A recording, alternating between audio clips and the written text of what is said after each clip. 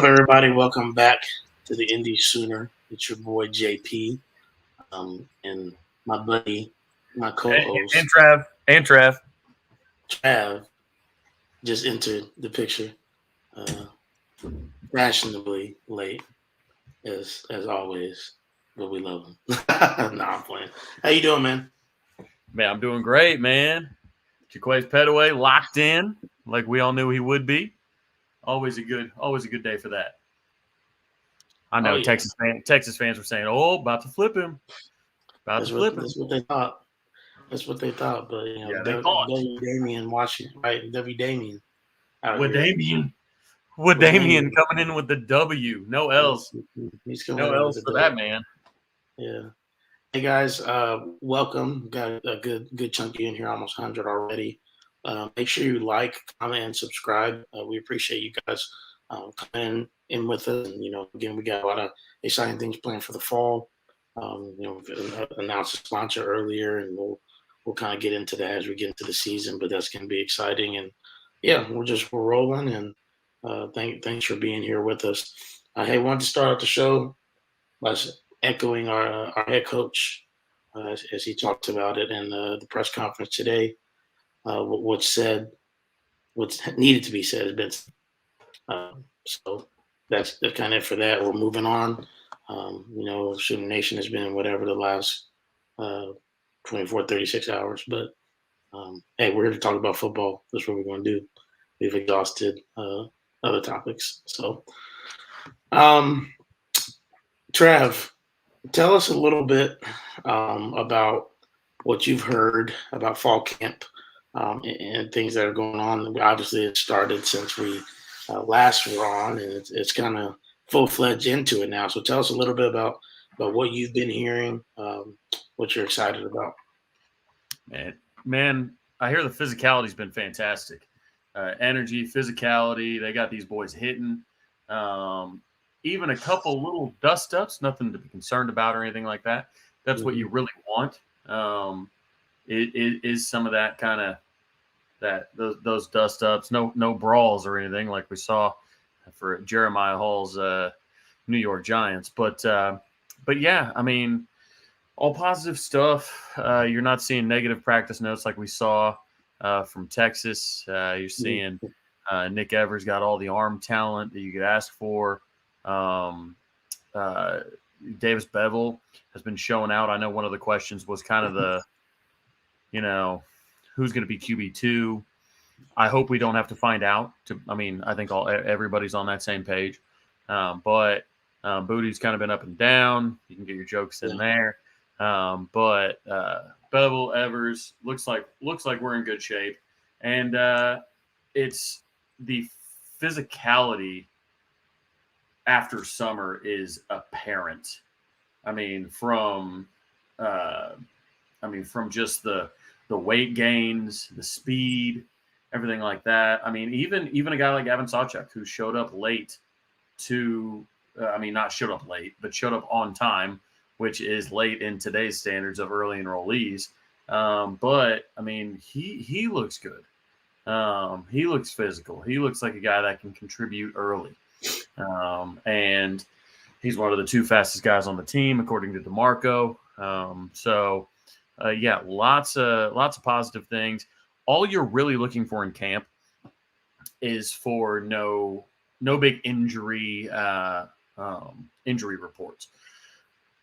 If you can get through camp injury free, me knocking on wood, then you're going to be in good shape. You obviously saw the Wake Forest quarterback go down.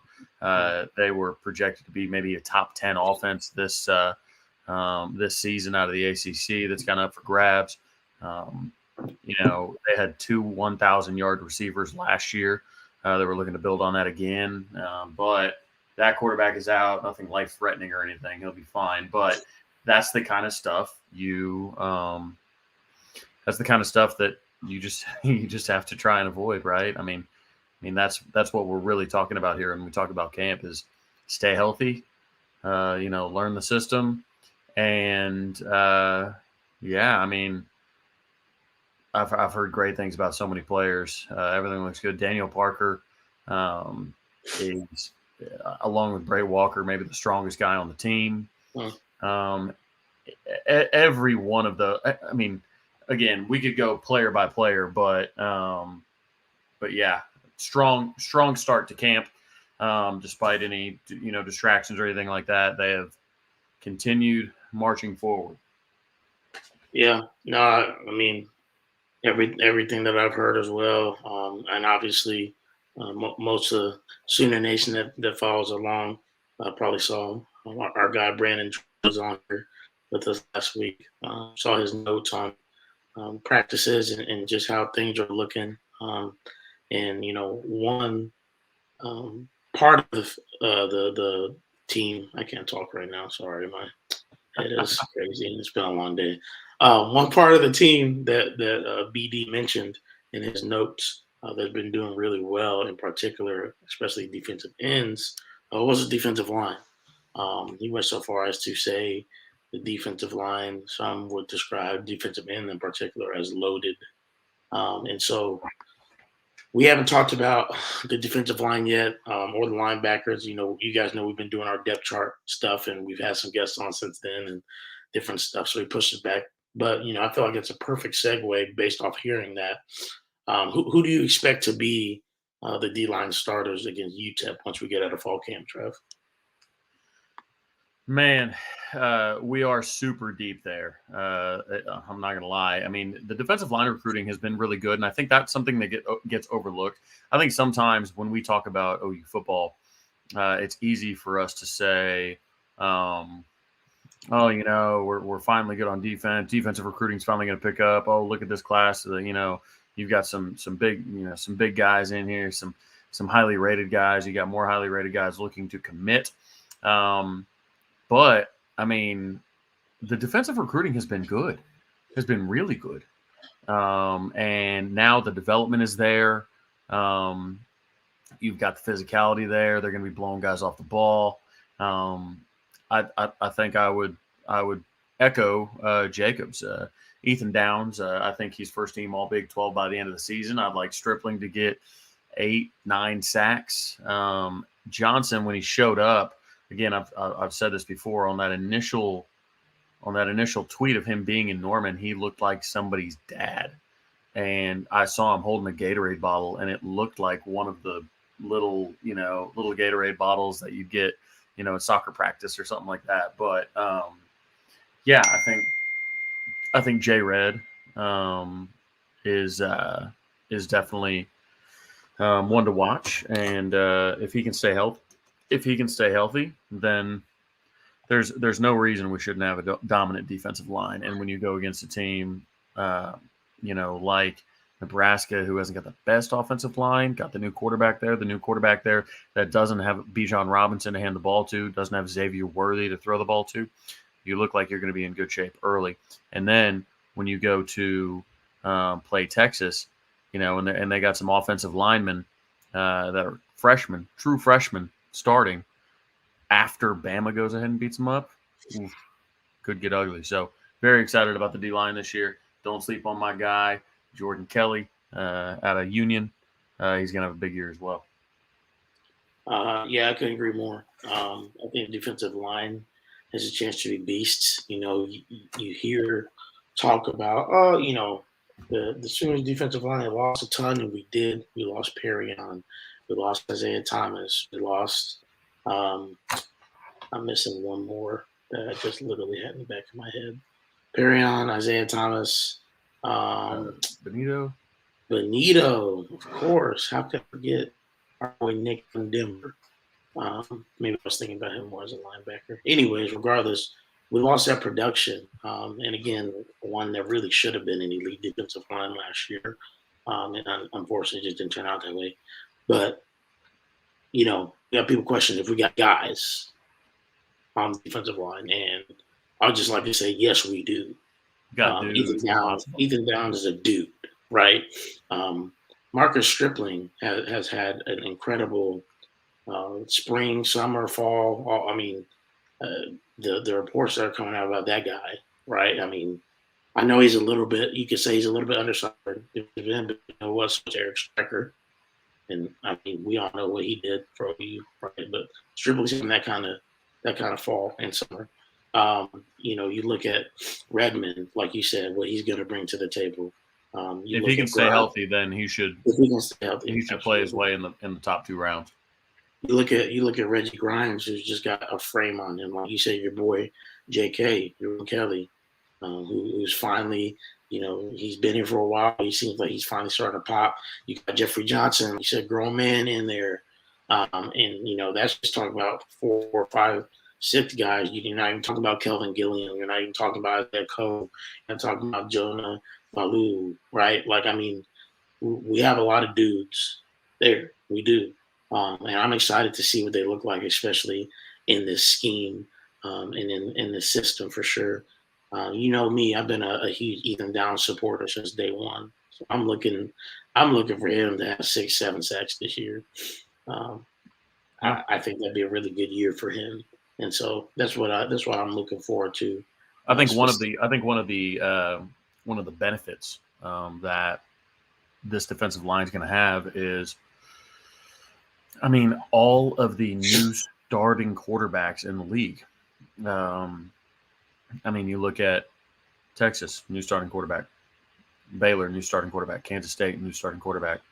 I mean, you go all the way down the schedule. I mean, everybody seemingly has a new starting quarterback outside of OSU, and that's bad for them because that means that Spencer Sanders is returning as quarterback. So so that's even worse. But you're gonna have a lot of guys that are new, that are trying to learn systems, and you're gonna have an elite defensive line coming after them. It's a good sign. Yeah. Uh, I mean, couldn't agree more. I'm excited to see them get out and field on UTEP. And that's not to say anything about obviously even the freshmen that are coming in. I talked to Grayson. Most of that's my dance partner out there. So we chat every once in a while. And Grayson's up to 275, and they want him to get to 295. Is what he said. And he's already looking better and bigger. And so obviously he's not somebody that's going to see a ton of time this year, but just for down the road, like imagine what some of these freshmen are going to look like next year with Smitty's workouts, and then this another year in this scheme, right? I'm excited about the future of the D line. Like you said, we've been recruiting like crazy at that position as well, so it's in good hands for Yeah, sure. we've got the right mix of guys coming in that are studs, no doubt, but we've got some older guys that are going to spurn the 2024 recruiting as well.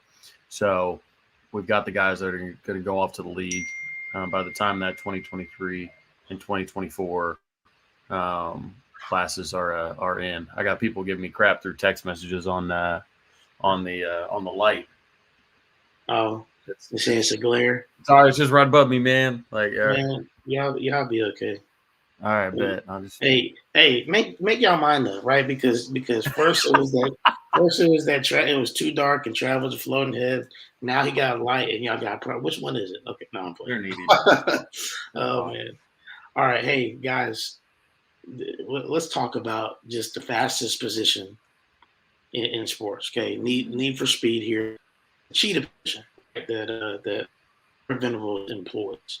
Um, Trav, explain, if you would, for us, the cheetah position. Explain it to somebody in chat who's never heard of it. Like they're dumb. They literally are just finding out about what the cheetah position is in So it's Brentwood.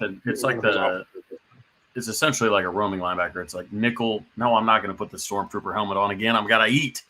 But it's like a nickel, will linebacker type situation.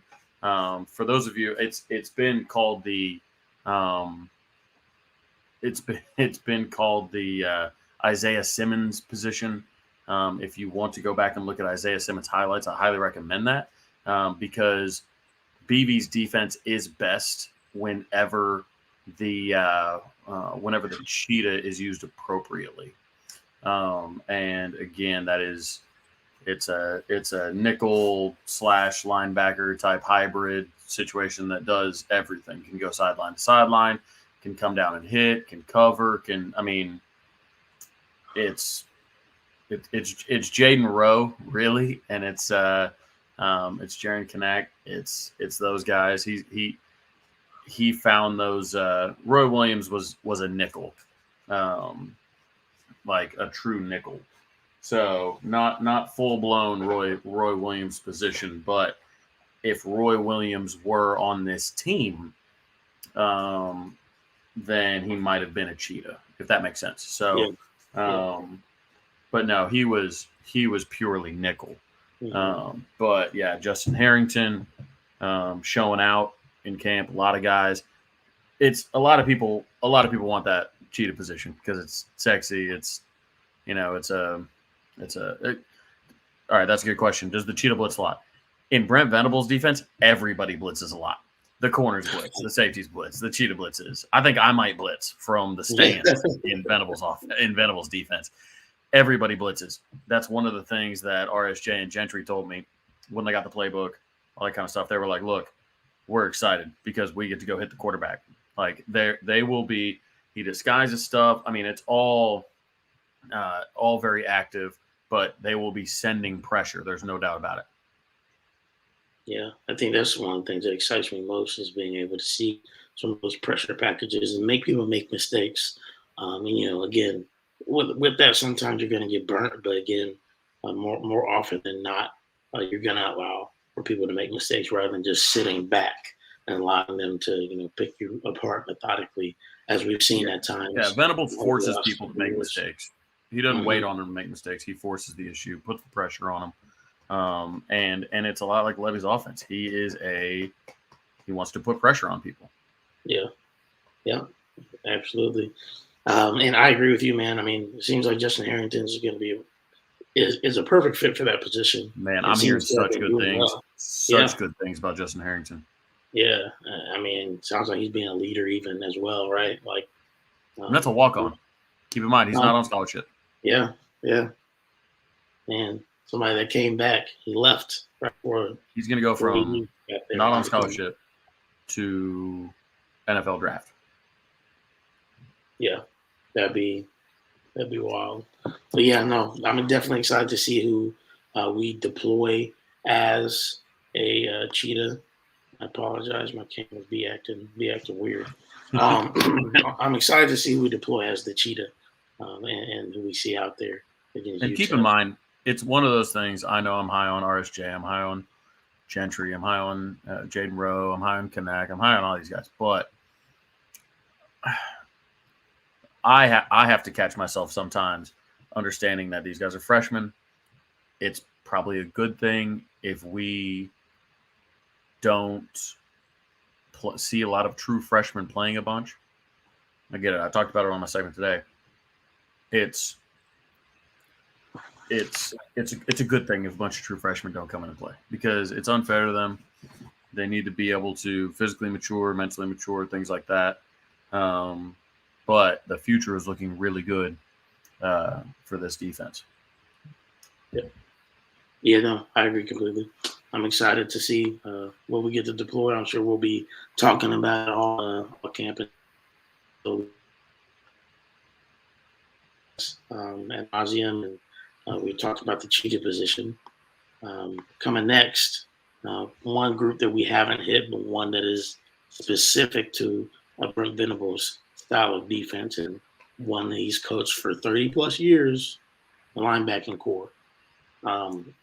I believe, and I want to see what your opinions on this. Is this potentially the best linebacker group, at least potential-wise, that we've seen since Brent left?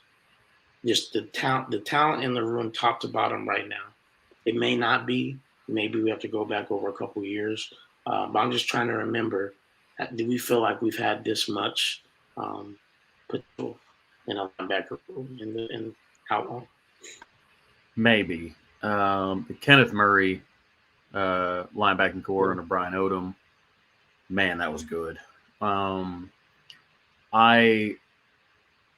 I will have to wait to see if we have another first-round linebacker in this core right now. I mean, because K9 just was different. He was Obviously, at special. him and Yes, sir. Curtis Bolton, those guys in that same linebacking core. I wouldn't say that it's our most talented. I would say it's probably, with all due respect to Brian Odom, because I think that guy is the truth. Um, I think we've got a little more of an arsenal of coaches right now to handle the linebacking room, but it would be tough to outshine that Murray-led room right now. Maybe by the end of the season or anything like that, but and maybe by like 2020, maybe 2023, 2024, we can revisit this. But yeah, there have been some years between then that we definitely had I think a better linebacker room at the, like I said, start of the season, start of camp, things like that. Who knows? We'll have to see the season play out, but we've had good linebacker play. Yeah. No, we haven't. Sometimes it's easy to forget that over the last couple of years. Like you said, K9 has been great. Obviously, last year was a little rough, but for the first year of Grinch's defense was not bad at all. 2020 wasn't bad, or actually pretty good. 2020 wasn't bad at all either.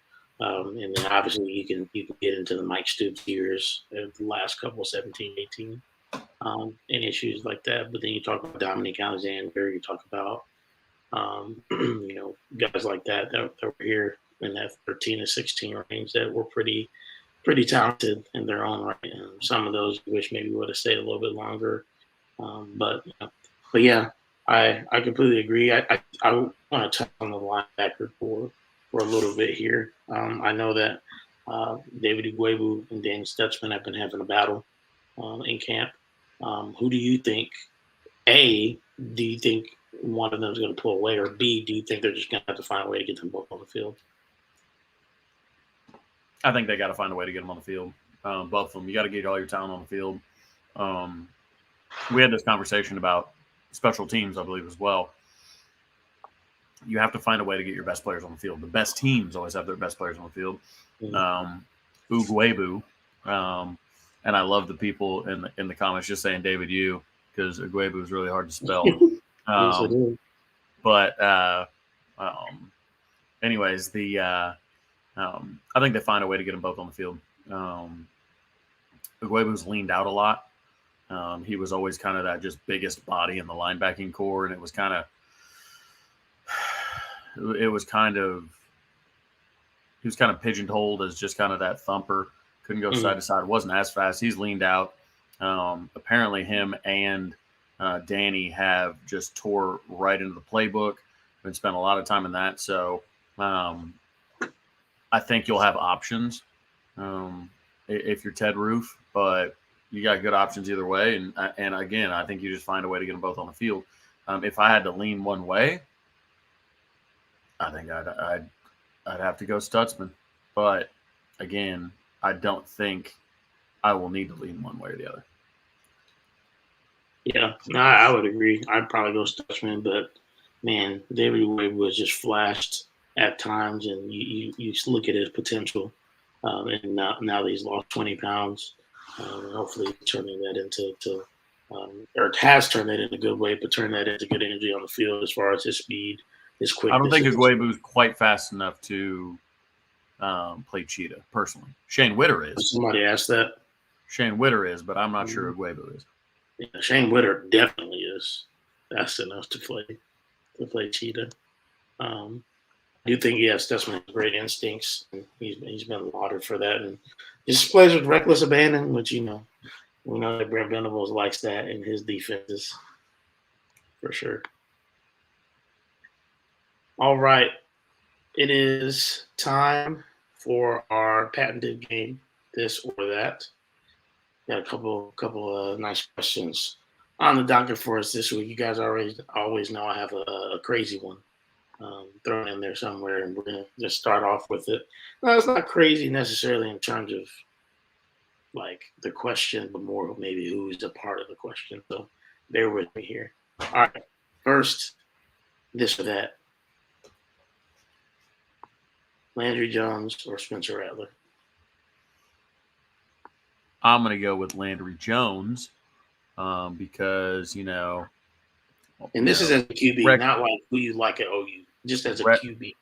record holder, big old win big old win over damn near everybody in his career. Landry Jones is one of the most disrespected OU players of all time. I'll tell you a story. So we used to host the Tulsa Steeler fanatics at Trey's for their watch parties. All the Steelers fans in Tulsa would come through. Well, Landry Jones's parents lived very close by. So they came by and they're like, "Oh man, our son plays for the Steelers." I'm like, "Yeah, it's perfect." And he was number 3 even. And for those of you that have been to Trey's, our whole wall is covered in number 3 jerseys for Trey's. Well, anyways, we get a jersey. We get a Landry Jones jersey, and we're, excited. And we hang it up next to the Tulsa Steeler Fanatics flag, and they come in the next game, and they're like, "What's that?" I was like, "Bro, dog, that's Landry Jones right there, that jersey," because he was a backup at the time, whatnot. They made me turn the Jones jersey around because they hated Landry Jones. I was like, "How do you hate Landry Jones?" They're like, "Well, we're Big Ben people." I'm like, "Yeah, he's the starter. You can have love for the backup too, though. Like, man, like, how you gotta hate on Landry Jones like that?" So, anyways, I'm going with Landry Jones. What say you? I agree with you. I would go Landry Jones. I was interested to see what people were going to think. Mostly people have said Landry Jones. You have a couple. We got a rattler in there. You got a couple rattlers in there, Rattler. I think that when you look at Rattler's potential and I think his arm talent clearly is better than Landry's. I think his potential is better than Landry's, but Landry produced, right? Ultimately, and again, we know Spencer has 1 year left, but that's why I asked the question, because we're talking about production, right, versus potential. And so, yeah, that's why I wanted to see what people were going to go with. But Landry is one of the most disrespected. And the reason I even thought of it is because as I was pouring over my schedule today, my volleyball team starts playing tomorrow. So I have my schedule on one side, working on it. And then on the other screen, I was watching some Sooner Vision, and I was watching the 2011 OU Texas game. And I was watching Landry, and I'm just like, man, like, he wasn't elite, but he was so very good for a long period of time. He's right? productive. He was productive, right? He made enough good plays to make him productive. And yeah, sure, he had some boneheaded mistakes at times. He, maybe crumbled under pressure just a little bit, but hey, he's still the all-time leading passer in the Big 12. Okay, so like, get a little bit of respect for the production that he had. They do and things. it doesn't always have to be pretty. Exactly. Doesn't always have to be pretty. Doesn't always have to be pretty. All right, next one. So let me preface this. As we saw yesterday, I believe, or was it Tuesday? The Big Ten, or excuse me, it was Tuesday, Monday. The Big Ten has said they're potentially, or even maybe they just said that they are. I got to relook into it. Pulling out of the ESPN TV contract here pretty soon. With that being said, I'm interested on if they're going to go the NBC route. Does that open the door for Notre Dame? I don't know. It's a good question. ESPN or NBC, which one would you rather have as an Oklahoma fan, your game broadcasted on? Would I rather be broadcasted on? This is honestly tough because the quick decision would be ESPN because of ESPN Plus and because of we're in the SEC, so of course ESPN. But it's not as easy as people think. ESPN is going down the drain from a content perspective, or from like an analyst perspective. Like I don't know. ESPN's the answer, but it's closer than people think. I'll put it that way. It is not a slam dunk. ESPN is getting more. Get Bally out of here, Brandon. No Bally. Absolutely not. Next is going to be on Flow Sports. Yeah. But again, there's going to be a ton of ESPN answers because of that's where we're going with the SEC and all that kind of stuff. But Notre Dame, Notre Dame's games look pretty good there on NBC. I'm just saying. So, I'm just. I think I've just been so turned off by the ESPN strategy of,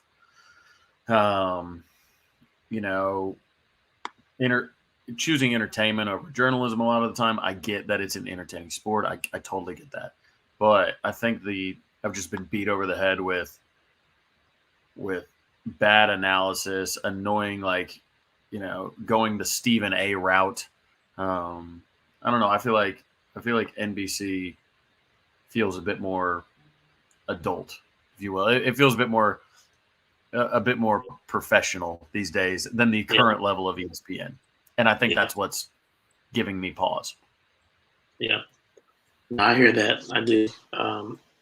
I think for college football, ESPN has seemed to just be simpler, easier platform. NBC obviously has always had Notre Dame, but when I think NBC, I'm not gonna lie, I think Sunday Night Football, and I'm not sure that it may take a little bit, but I'm not sure that I could get myself in the mode for college football if it's on NBC. It's just me personally.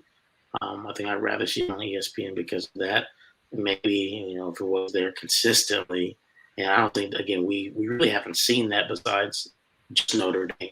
So if it became something that a good portion or conference is going to be on NBC consistently, maybe I change my mind and see how they do it at the college level, because we've seen them do it well, obviously, if Sunday Night Football at that level. And so I'm not saying that they couldn't do it well, because I believe they could, but I just have to see it right now. It's got to be ESPN for me. Same thing, right? Production over potential. I feel like the same kind of question as the first one. So that's where I'm at. Comments are gold. Me and need a PhD to operate Peacock if we ever end up on that. That's a fact. That's a fact. I do have Peacock. It's not bad, but that's hilarious. All right, last one. You always know the last one is a food one. Man, I sometimes it's hard. I'm like, man, like can I continue to find different food ones to do? But of course you can. I find some. You actually inspired this one with a tweet today. I don't know if you could probably. I wonder what did I tweet? Okay. Baked potatoes or mashed potatoes? What are we going with, y'all? I'm gonna go with baked, simply because I like to be able to eat the skin too. So you get that, you do a nice little olive oil on there, roll that in salt, then bake it. You can get a good go. And honestly, the skin, it's where all the nutrition is. And I'm not sure whether that's true or whether that is propaganda that my parents passed on. I'm not sure. But I've been told all the nutrition is in the skin. They're your father right there. I know, Dad. Was that some propaganda, Dad? All caps. I see you in the comments. All caps. Baked. Yeah, I'm a baked. Look, I like mashed potatoes. Don't get me wrong. And you get some piping hot mashed potatoes with salt and pepper. Can't beat it. Even I can do it without gravy. I can do it with gravy. But man, the baked potato, you talk about range, okay? Like you eat a baked potato, not plain, but butter sour cream, right? You can throw some chili on there if you want to. You can make it loaded with sour cream, bacon, cheese. What's your ideal baked potato got on it? And I'm not talking crazy like the Big Daddy barbecue one that I was talking about earlier. Not like you don't need brisket and hot links and all kinds of other stuff on it. Right. tell me what your mom's in there too, not propaganda. Yeah, I don't know about all that. So tell me, what is your perfect baked potato? What's it got on it? My perfect baked potato has butter as the base. Get it, nice and moist. Sour cream, bacon, cheese, pepper cheese for me because I like a little spice. And then either green onion, and this is probably gonna be weird to some of y'all. I have put cilantro on a baked potato before, and You're gonna lose Sue on that. She hates cilantro, but it's a genetic thing. I'm a cilantro fan. Oh, I'm a because big. like I so. agree. I agree. I'm a big cilantro guy as well. Yeah. Yeah, I'm pretty much in the same lane. Um, I Look, here they come. They coming out with the with the with the minced garlic. God damn, Brandon, hey, they're you putting out fancy. the orders: butter, bacon, and cheese, butter, sour cream, and Minced cheese. garlic. Really? Calm down, Brandon. Parsley? Oh, parsley. Minced Wow. garlic and parsley. We This getting dude's fancy. fancy. My goodness. And not just pepper, cracked Cracked pepper. pepper. Cracked pepper. Homie rolling up with the mill. Drew just said bacon. No, it's just bacon and potato. No, you gotta have a bit of moisture, and I think the butter and the sour cream lend itself to that. But yeah, butter, bacon, sour cream, chopped hatch green chilies. That's nice. That's nice. I like it. I like it. If you Yeah. don't like cilantro, you're missing out. I'm telling you, It's a fact. Cilantro is amazing. I that could eat it by itself. I'm not even gonna lie. it's perfectly framed right Your next to my mom. mom's comment. Just I'm sorry. I'm sorry, Mama Davidson. I love cilantro. it's a genetic thing. There's a legitimate like genetic Yeah. marker or whatever that makes your makes your taste buds think it tastes like soap. I promise you it Yeah. does not. Oh man, guys, I left a lot of time for Q&A today. Just want to give you guys an opportunity to ask a lot of questions. I knew we had a little bit to get through, just as far as depth chart stuff like that. But hey, let's interact for the last 20 minutes or so here. Let's get some good questions in here that we can answer. This is okay. Cumin. Look at this. Look at Cumin this. and cilantro are the same thing. No, that's coriander. Never mind. Blend Cumin. onion. What do you want cumin on Blend there? it. Blend onion, cilantro, cumin, and pour that over tacos. Huh. Interesting. What are we doing? I thought we were all talking about potatoes. Keaton on here about tacos. What's going on here? Got barefoot Well, contestant in the chat. I think we talked about this at the beginning. I mean, again, with Damien, right? I think that this is just going to show you that he's locked in. Again, sucky situation, but we're moving forward. And from everything I've heard, the Damian Washington is a potential future, rising star. I mean, a la Miguel Chavez. It is nothing. Nobody ever heard too much of him. Right here, he is now getting an opportunity, and he's blowing it up. So I'm hoping we see the same thing from LaDamian. Yeah, obviously, for those of you that don't know, LaDamian, otherwise known as Wadamian, put the W in there instead of the L because this guy just takes W's. But interesting story. So he, his youth, his upbringing was not ideal. He had both of his parents pass away, I believe, before he was a teenager, within a couple months of each other or within a month of each other. What have we been saying? LaDamian Washington. What were we saying? Well, that's what we said. Oh, Tattoo's correcting us. I don't know what I said. Regardless, he had again a couple of his parents passed away when he was very young. Again, I don't believe he was a teenager yet. He had siblings. He was the man of the house. He took care of them, did not allow them to enter into foster care. that as far as I know, became a leader for his family and a man of the house, extremely responsible at an extremely young age.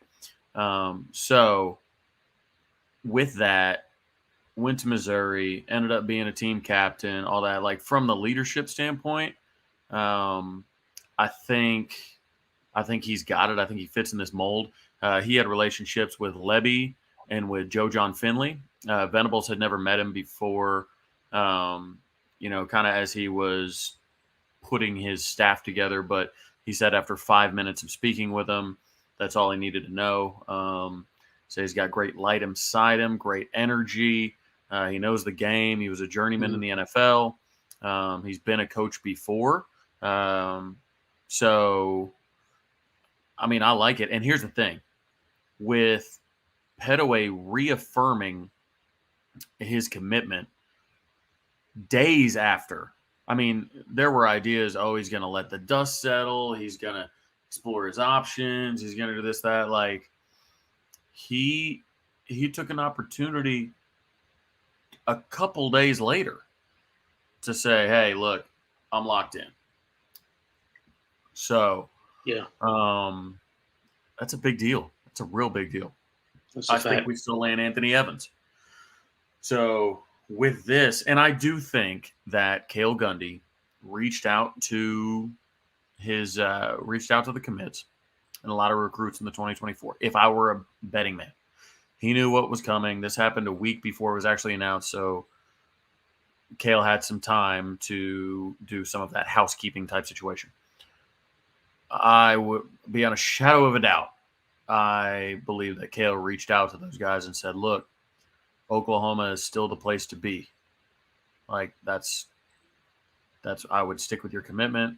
Everything I told you about the program is still like that. Every time I told you about the coaching staff, still like that. I'm not going to be there, but you're in good hands in LaDainian Washington. So I'm high on him. Again, he's been coaching before. He's 31. He relates to these kids. Yeah. He knows the position. I mean, he's got a great testimony. Gary Pinkel was interviewed about him, said that he'll have success. I guarantee it. And for those of you that hear the Men's Warehouse commercials, I believe that is, you're going to like the way you look. I guarantee it. That's all I can think of when somebody says a phrase and then says, I can guarantee it. But I digress. That is a scorching hot take. A scorching hot take. The best coach on our staff. Better than BV. Hey, you know what? I like hot takes. But how do we quantify that? And I think that's part of what I was saying earlier on the radio. It was, how do you think, how do you measure his success, right? So like if Marvin Mims goes for 100 catches this year, who gets the credit for that? Is it Lebby, who always has a featured receiver in his offenses that we've seen, like at Ole Miss? Or is it because LaDainian Washington just had an incredible impact on him? A little bit of both, maybe. But where I'm looking for LaDainian to really shine is on the recruiting trail. If he reels in Mario Craver specifically, if he's able to at least get officials from a guy like Jeremiah Smith, I think he's Ohio State bound because he's a top receiver, and that's what top receivers apparently do. But can he get those contacts? Can he get those top guys at least on campus? Once you get them on campus, all bets are off. Yeah. It's a win getting them there. How many times have we seen this year? Just get them on campus. I mean, heck. I mean, you get Colton Vasek on campus. Miguel Chavis ends up turning him into a commit after a few hours. It felt like so. I love me some Ryan Broyles, but he's never coached never coached a down football. He's doing real estate stuff. He's doing real estate and doing well The at it. reason we wanted Malcolm Kelly is because he is a high level wide receivers coach and is recruiting well at TCU, doing all that. We aren't just throwing out Malcolm Kelly because we want OU receivers to come back. I've seen Broyles, I've seen Kenny Stills, I've seen Mark Clayton, I've seen all these guys. CeeDee Lamb. Somebody probably wanted CeeDee Lamb to come coach on Saturdays and go play on Sundays. Yeah. But I don't buy into any beef between Malcolm Kelly and Schmitty. I really don't. I don't even think Malcolm would agree with that. I think everybody's grown up. Keep in mind, we're the fan base that was begging for Brent Venables to get fired. So, I mean, was there beef there? You know, so people grow out of things. People lose, like people grow up, people mature, people gain perspective. He's become a coach now. Maybe he's seen where Schmitty was coming from with things like it's not a situation where, you know, I don't think it can't get passed. I'll put it that way. Yeah. I'm telling you though, if for whatever reason we did get Malcolm Kelly back on staff, the video announcing him would be legendary. It would be so good. Listen, man, he's just sitting there. He's just boys getting quiet. You already know it will be over. It'll be over. Yeah. Yeah, we are not getting Ohio State's. Zero. We're not getting Ohio State's wideout coach. Unfortunately. Like, so Cale was making $600,000, $610,000. Brian Hartline makes $950,000, and he'll be the next head coach at Ohio State, and he's coaching at his alma mater. We're not getting Brian Hartline. It's not I don't see a scenario where we could get Brian Hartline. Who is the guy that starts by the end of the year that we would not expect? Javonte Barnes. If he's healthy. I'm just throwing it out there. Yeah. Javonte. But again, when you're saying that we don't expect, might be able to put a guy like Tyler Guyton out there, maybe. I was gonna say Savion Byrd, yeah. Yeah, I could see that. Yeah.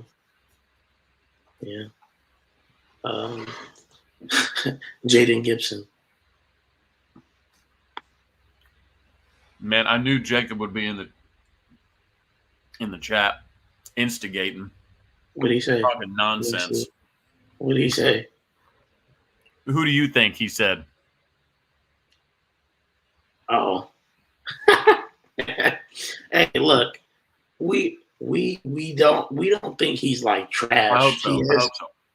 He has potential. It just hasn't been realized in 4 years. Doesn't mean it can't be, but come on now. Dang, I'm trying to get back up to where I was. Okay, here we go. Who do you think will have the most sacks in 2022? Ethan Downs. Big strip. Marcus Stripling. That's a good. Marcus Stripling. I think Marcus Stripling has 9 sacks.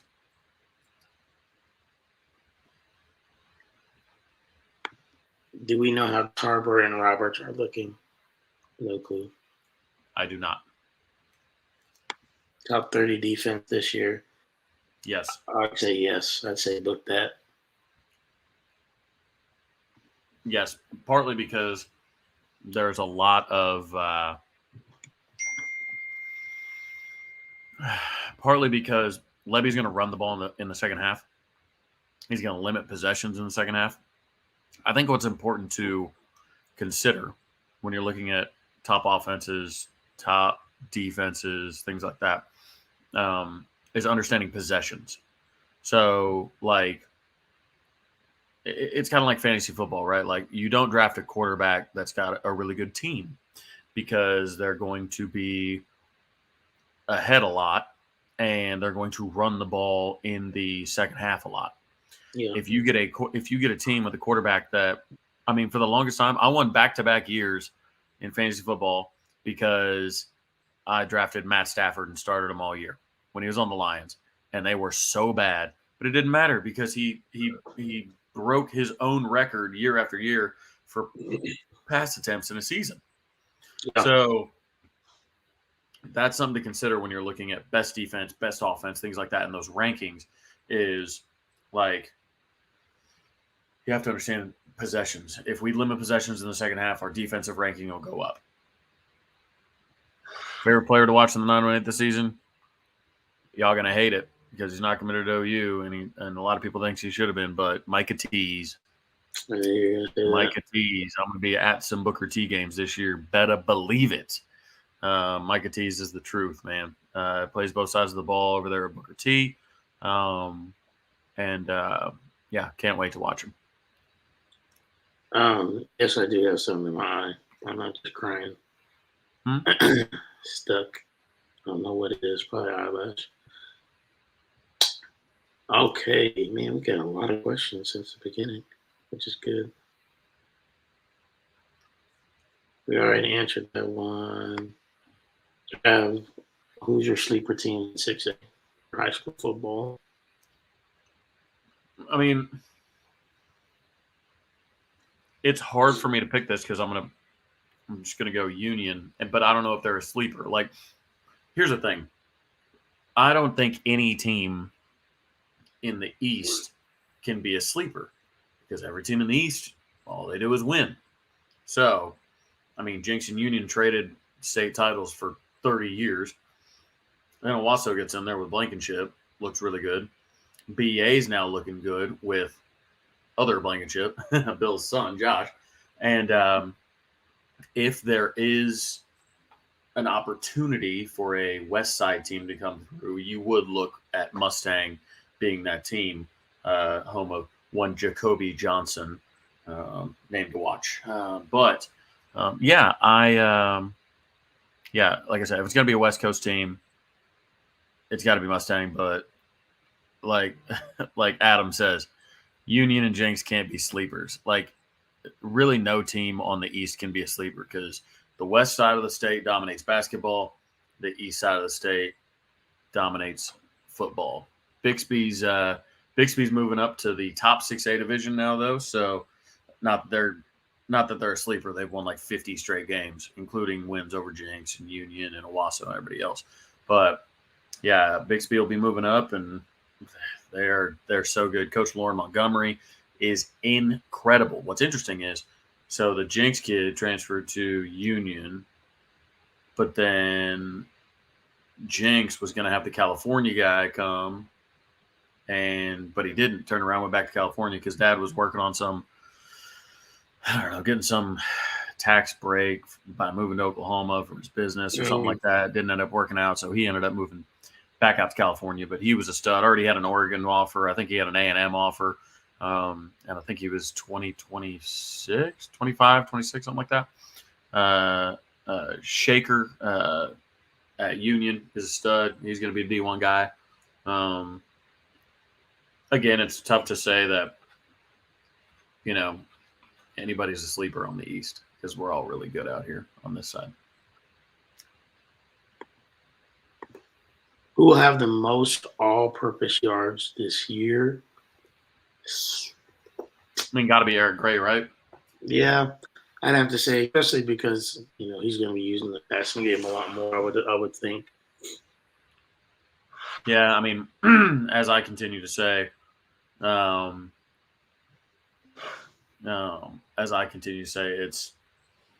was the number 3 rated all-purpose back coming out of high school for a reason, and he was basically been playing with one arm tied behind his back under Riley.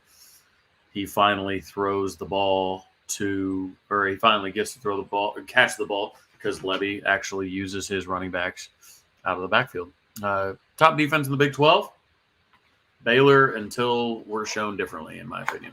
I agree. Baylor until OU puts it together. Aranda is that dude. He has proven so. I know Travis probably going to say Barnes for this one. I think that's the Who do you think, JP? well. I think that's the only realistic answer if you look at the entire team. I mean, I don't. I see any freshmen playing on the defensive line. Maybe Jaron Connect at the linebacker or cheetah position. Maybe I don't see any freshmen playing corner or safety. I don't see any freshmen playing in wide receiver. Definitely not on the offensive line. Yeah, I mean Barnes or Sawchuk is your only answer in my opinion.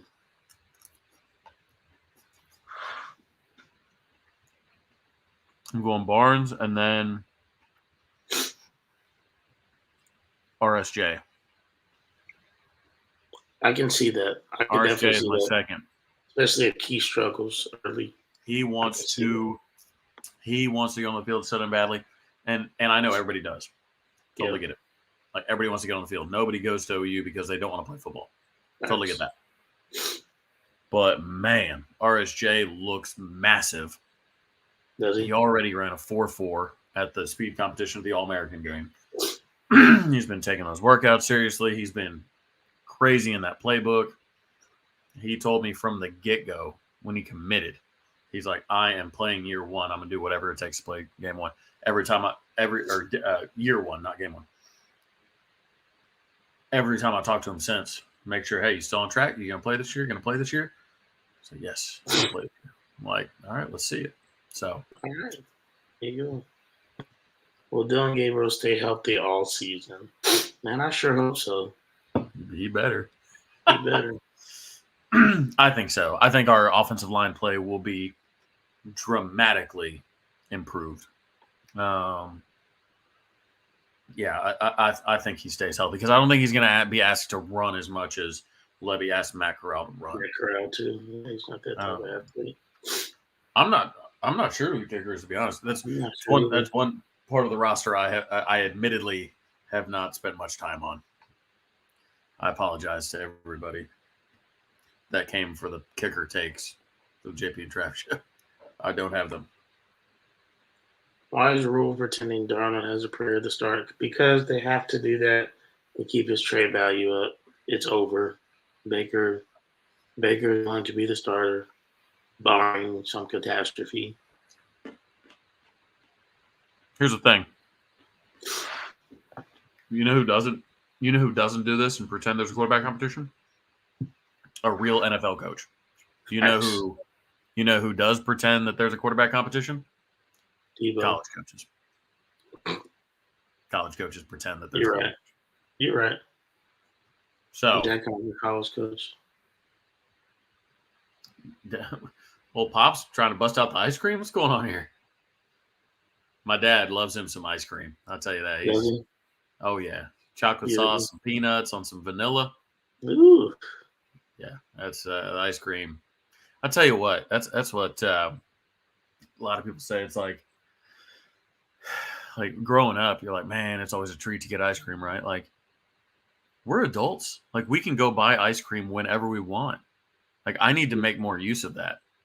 You can buy birthday cake too whenever you want. They don't ID you or anything. It doesn't even have to be your birthday. It doesn't have to be your birthday. You can just buy a birthday cake and say you just happy walk birthday in to me. buy a birthday cake. Hey, if I'm buying birthday cake, I'm buying it from Costco. I'll tell you that right now.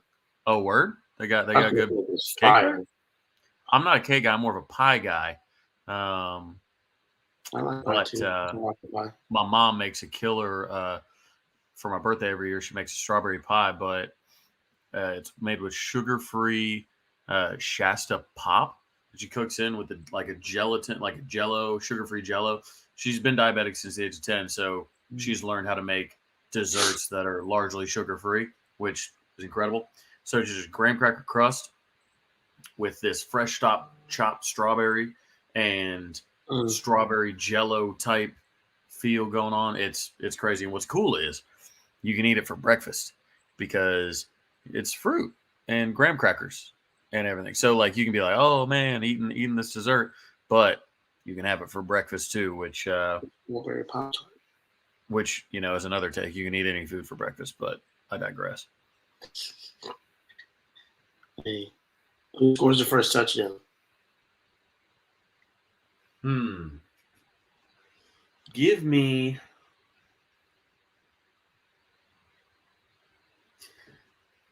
Give me Weight Room Willie with the first touchdown. Be Will. Give me Braden Willis with the first touchdown. That's what I'm feeling. I like that. Yeah, I was gonna go Mims. I'm thinking along the same lines as Jacob. Long throw, somewhere early against UTEP. That's what I'd like to see. Wait, who are you going with? Mims. Okay. Yeah. All right. A couple more questions, and then we're gonna get out of here and get on our way.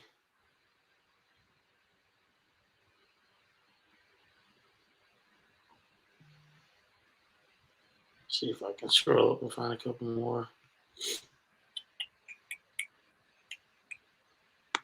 Who was the first assistant coach that Venables choose out? Oh boy.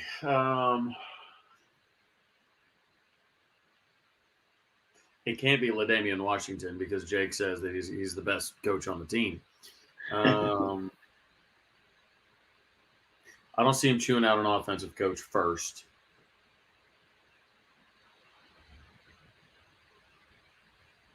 Give me Jay Valai.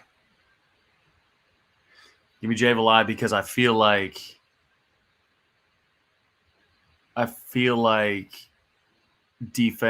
secondary mistakes are more obvious and can be chewed out easier. I feel like you're not really getting chewed out. You're not getting chewed out if you're Chavis if defensive lineman or a defensive end doesn't get home, maybe doesn't, set the edge or something like that. But I feel like if there's a blown assignment, Valai is, because if there's a touchdown given up, that's when you have time to choose somebody out. You can't choose somebody out in the middle of a play or in the middle of a possession when you're trying to do this, that, and the other. Like, I'm pretty sure, my money's on Valai. Sorry, Jay. I know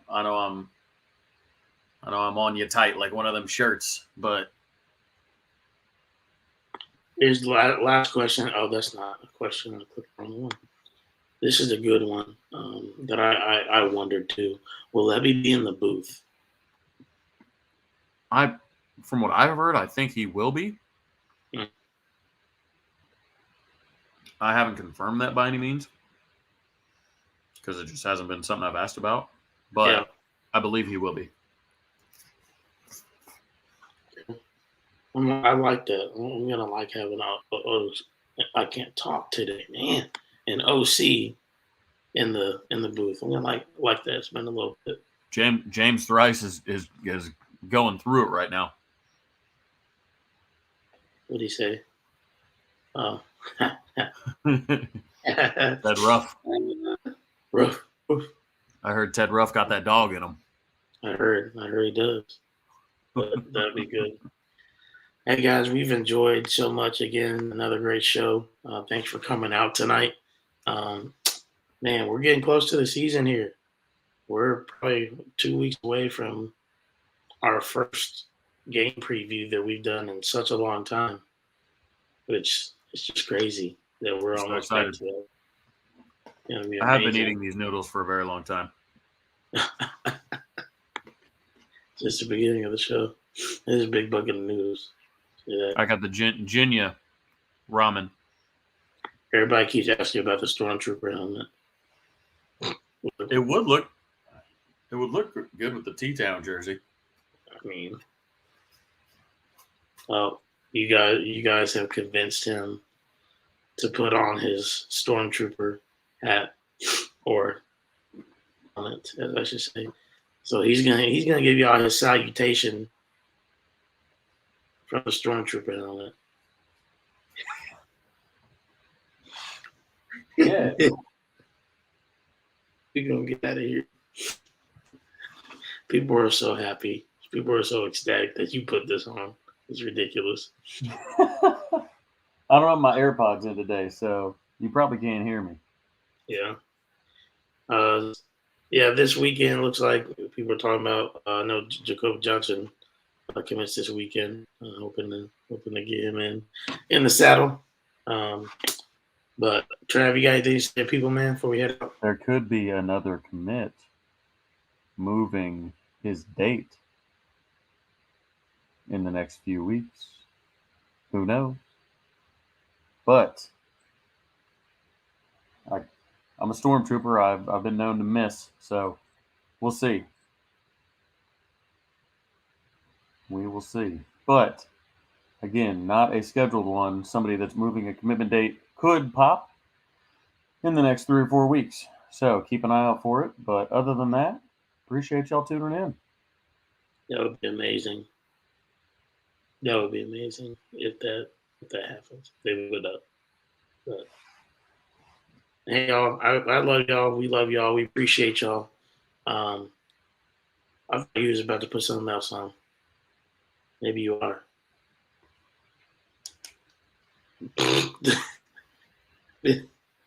This is crazy. It's like a throwback. Bucket hat Trav, Stormtrooper Trav, meet in the middle. It's like a huge crossover episode.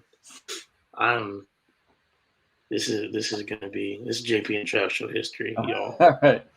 We've descended into madness. So see you guys. Appreciate y'all for tuning in. Boomer.